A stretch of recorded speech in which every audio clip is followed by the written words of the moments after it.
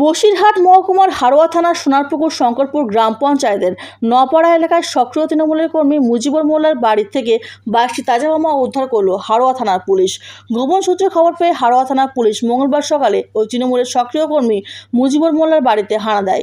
সেখান থেকে 22টি বোমা উদ্ধার করে। পুলিশ সূত্রে জানা যায় তার বাড়িতেই এই বোমা মজুত করে রাখা ছিল।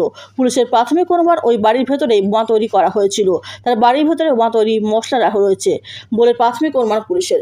বোম স্কোয়াডে খবর দেওয়া হয়েছে। বোম স্কোয়াডের কর্মী ও আধিকারিকরা এসে ঘটনার তল্লাশি চালায় বলে জানা গেছে হারোয়া থানার পুলিশ সূত্রে।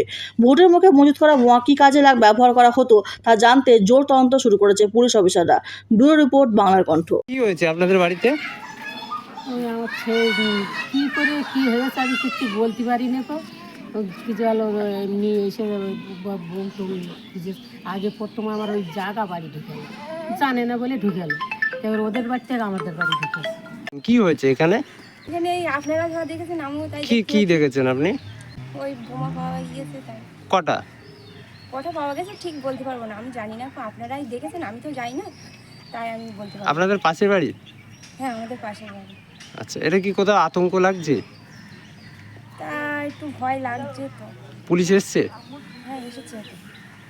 অনেকটা বোমা পাওয়া গেছে? তা আমি বলতে পারবো না। আচ্ছা।